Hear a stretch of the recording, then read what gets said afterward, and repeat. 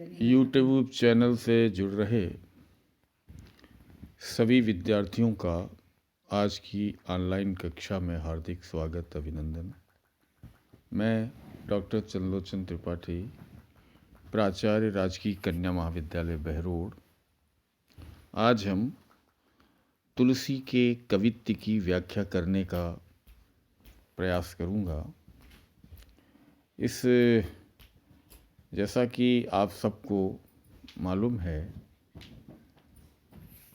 कि बीए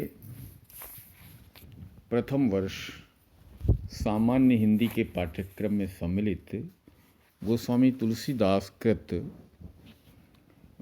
तुलसीदास की अभिनव कृति कवितावली के कुछ कवित्व जो पाठ्यक्रम में सम्मिलित हैं, उनमें से एक बहुत ही महत्वपूर्ण कवित्व, बहुत ही ख्यातिलब्ध कवित्व पुरते निकसी रघुवीर बधू, इसकी व्याख्या करने का उपक्रम करूंगा। सबसे पहले जो व्याख्येय कवित्व है उसका पाठ करना अभीष्ट होगा। देखें, पुरते निकसी रघुवीर बधू, धरि धीर दये मग में डग द्वे। पुरते निकसी रघुवीर बधू, धरि धीर दये मग में डग द्वे। झलकी भरी भाल कनी जल की, पुट सूखी गए मधुराधर वे। फिर बूझती हैं चलनो अब केतिक, पर्ण कुटी करी हों कित हुए।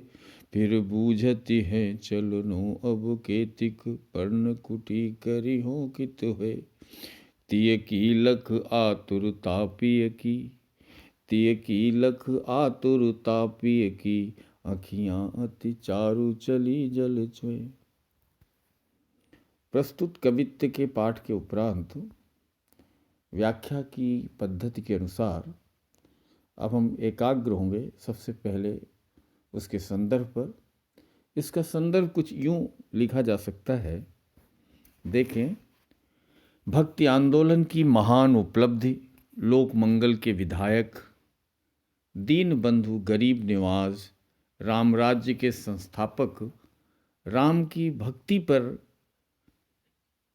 भक्ति पर निछावर है जिनकी कविता, ऐसे भारत के श्रेष्ठ कवि के रूप में सुविख्यात भक्त कविकुल चूड़ामणि गोस्वामी तुलसीदास कृत रचित ये कवित्व उनकी अनुपम कृति कवितावली से आग्रहित है। प्रसंगतः इस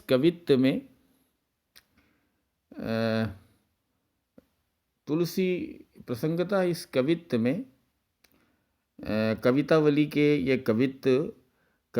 के अयोध्या कांड से लिया गया है। और अयोध्या कांड में ये प्रसंग राम के वनगमन से, अपने अनुज लक्ष्मण और भार्या सीता के साथ वनगमन के समय का ये प्रसंग है। और तुलसी के, चाहे वो मानस हो, कवितावली हो या गीतावली हो, तमाम मार्मिक, अनेकानेक मार्मिक प्रसंगों में से सर्वाधिक मार्मिक प्रसंगों में से एक है। यहाँ कवि ने दिखाया है, इस कवित्व में कवि ने वर्णन किया है कि प्रभु राम के साथ सीता जी अयोध्या से जब वनगमन के लिए प्रस्थान करती हैं अनुज लक्ष्मण के साथ, कुछ दूर चलने के बाद ही वो थक जाती हैं। उनकी परेशानी, उनकी व्यथा देखकर राम के आंखों से आंसू भरभरा उठते हैं, आंसू छलछला आते हैं। इसका बहुत ही करुण और मार्मिक चित्र कवि ने इस कवित्व में खींचा है। अब इसकी हम व्याख्या पर एकाग्र हों और पहली पंक्ति से देखें। पुरते, पुर यहाँ अयोध्यापुरी के लिए आया है। निकसी, निकली रघुवीर बधू, सीता जी, धरि धीर दये, पूरे धीरज के साथ जो ही उन्होंने अपने कदम रखे, मग में डग द्वे, जो ही 2-4 कदम रखे। अब आप इसकी व्याख्या देखें पहली पंक्ति से। कवि वर्णन करता हुआ इस मार्मिक स्थल का बहुत ही सुंदर चित्रण करता हुआ कवि कह रहा है। गोस्वामी तुलसीदास जी कह रहे हैं कि राम प्रिया सीता वन पथ पर चलती हुई, अभी वो अयोध्यापुरी के सीमांत से निकलकर गांव के सीमांत अयोध्यापुरी के सीमांत सिवान से कुछ ही दूर 2 पग ही आगे बढ़ाए थे पूरे धीरज के साथ। किसने? रघुवीर वधु ने। धरि धीर दये, बड़े धीरज के साथ उन्होंने 2 ही कदम, मग में डग द्वय, 2 ही कदम आगे बढ़ाए थे। यानी वो थोड़ी दूर ही आगे चली थी कि वो सीता जो झलकी भरी भाल कनी जलकी, यानी उस कंटकाकीर्ण पथ पर 2 ही कदम आगे बढ़ाए थे। वन पथ पर 2 ही कदम, यानी कुछ ही दूर गांव के पुरी के सीमांत और सिवान से आगे बढ़ी थी कि झलकी भरी भाल कनी जलकी। श्री सी कोमल सीता के, कोमलांगी सीता के माथे पर पसीने की कनी बूंदें छलक आईं, झलकी, झलक उठी, भरी भाल, पूरे भाल में, पूरे मस्तक पर भर गई और झलकने लगी कनी जलकी, जल की बूंदें, कनी में बूंदें। और क्या? पुट सूख ही गए मधुराधर हुए, और जानकी के, सीता के दोनों पुट, ओंठों के दोनों संपुट सूख गए। यानी जो मार्ग की, पथ की जो कठोरता है, मार्ग की जो कठोरता है, उसको सीता जी सहन नहीं कर पाई। कोमलांगी सीता जो 2 ही कदम आगे बढ़ाने पर सिवान से, पुरी के सीमांत से बाहर पूरे धीरज के साथ 2 ही कदम बढ़ाए थे, यानी कुछ ही दूर आगे बढ़ी थी, कि उनके माथे पर झलझला कर पसीने की बूंदें निकल आईं और उनके दोनों अधर सूख गए। सीता की इस भाव विवल दशा का चित्र आगे विस्तारित करते हुए तुलसी, ये कृति कवि तुलसी लिखते हैं कि सीता अधीर सी हो उठी, फिर बूझती हैं चलनो अब केतुक। सीता जी अधीरता में, कि अभी सीता जी अधीरता में, बड़ी आतुरता और अधीरता के साथ अपने प्रिय राम से पूछने लगी, क्या? कि अभी और कितना चलना है? फिर बूझती हैं चलनो अब केतिक, पर्णकुटी करिहों कितुए। अभी और कितना चलना है, और पर्णकुटी कहाँ, और आगे पर्णकुटी किधर बनानी है? ये जो सीता जी पूछ रही हैं, ये कोमलांगी सीता की अधीरता को व्यक्त कर रही हैं पंक्तियां। और इसको देखकर तिय की लख आतुरता, तिय की इस अधीरता, आतुरता और मनोव्यथा को पढ़कर, समझकर, देखकर, तिय की लख माने देखकर, आतुरता पिय की अखियां, अपनी प्रिया सीता की आतुरता, अधीरता को देखकर प्रिय की अखियां, प्रिय राम की जो अखियां हैं, आंखें हैं, वो प्रिय की अखियां अति चारु, उनकी जो सुंदर अखियां हैं, उनकी सुंदर जो आंखें हैं, उन राम की सुंदर आंखें साश्रु हो उठी। प्रिय की अखियां अति चारु चली जल चुए, उन आंखों से अश्रु की धारा बहने लगी, उन आंखों में आंसू छलछला आए, जल चूने लगा। और जल का मतलब अश्रुजल, अश्रुपात होने लगा।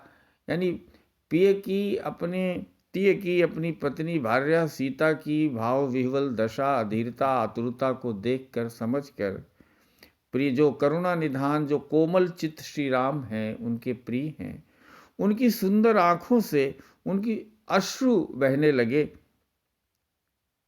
यहाँ पर कवि ने वन पथ, जिसके लिए आचार्य शुक्ल ने लिखा है कि राम कथा के भीतर जो कुछ अत्यंत मार्मिक, मर्मस्पर्शी स्थल हैं, उसमें राम का अयोध्या त्याग और पथिक के रूप में वनगमन। आचार्य शुक्ल लिखते हैं कि एक सुंदर राजकुमार के छोटे भाई अनुज और अपनी भार्या को लेकर घर से निकलने और वन वन फिरने से अधिक मर्मस्पर्शी दृश्य और क्या हो सकता है। उस मर्मस्पर्शी दृश्य का बहुत ही सहज, स्वाभाविक और करुण चित्र प्रस्तुत किया है गोस्वामी तुलसीदास ने। कवितावली के अयोध्याकांड से लिए गए इस कवित्व में, निश्चय ही इस कवित्व में कवि ने सीता जो राजसी सुखों की, जो कोमलांगी थी, राजशेखर ने बाल रामायण में संस्कृत के आचार्य कवि राजशेखर ने बाल रामायण में सीता जी को शिरीष के फूल की तरह कोमल बताया है। फूलों में भी शिरीष का फूल बहुत कोमल माना जाता है। उनका पैदल चलना और ऐसे कंटकाकीर्ण वन पथ पर स्वाभाविक रूप से उन्हें बहुत व्यथित और परेशान करने वाला था। तो ये कवि ने यहाँ पर बहुत ही स्वाभाविक चित्रण किया है सीता की मनोव्यथा का। अनुप्रास एवं स्वभावोक्ति अलंकार अगर हम आलोचनात्मक टिप्पणी के रूप में कहें तो यहाँ पर कवि ने अनुप्रास और स्वभावोक्ति अलंकार, जो उनकी भावाभिव्यक्ति का अभिन्न अंग से बन गए हैं, बहुत ही सुंदर प्रयोग किया है। ये सवैया छंद है जो पूरी गेयता और भाव की तल्लीनता को व्यक्त कर रहा है। दूसरी ओर अगर हम देखें तो राम का अपनी पत्नी के प्रति जो सहृदयता, राम की जो सहृदयता है, स्नेह है, उसकी बड़ी आंतरिक और बड़ी सहृदय व्यंजना कवि ने की है।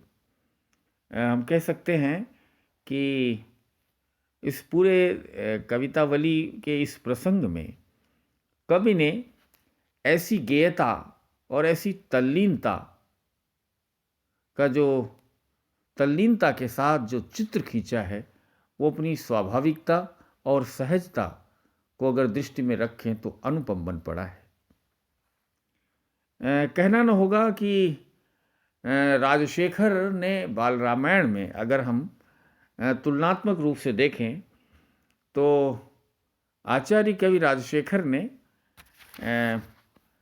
बाल रामायण में जो 10वीं शताब्दी के करीब का एक खेला जाने वाला नाट्य रूपक है, लीला नाट्य है, उसमें कुछ इसी तरीके का चित्र खींचा था, लेकिन उस पर आपत्ति की थी आचार्य कुंतक ने। और हम अगर इस टिप्पणी के रूप में बताना चाहें कि चतुराणी सद्यः पुरी परिसरेपि शिरीष मृद्युई सीता जवात चतुराणी पदानि गत्वा गंतव्यमस्ति किमिदत्य सतद्रुवाणाः रामाशुना कृतवती प्रथमावतारम। राजशेखर ने कह दिया था कि सीता बार बार पूछती हैं।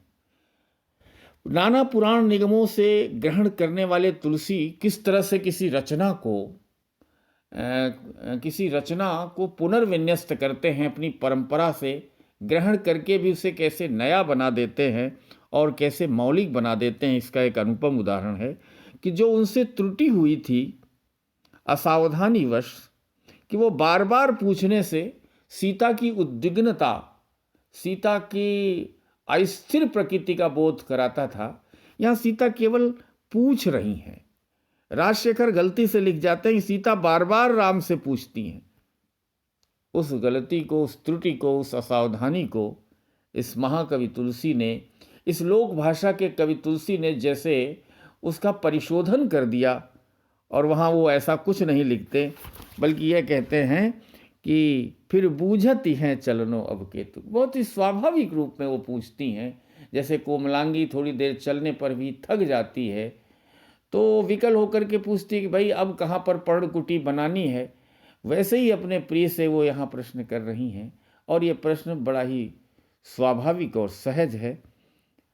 तो कहना न होगा कि कवि तुलसी कैसे वे अपनी परंपरा से छायाओं को ग्रहण करते हैं और उन छायाओं को वो नई अर्थ श्रृंखलाओं से जोड़कर उसे नितांत मौलिक रूप में सामने लाते हैं। तुलसी की मौलिकता का ये सबसे बड़ा रहस्य है।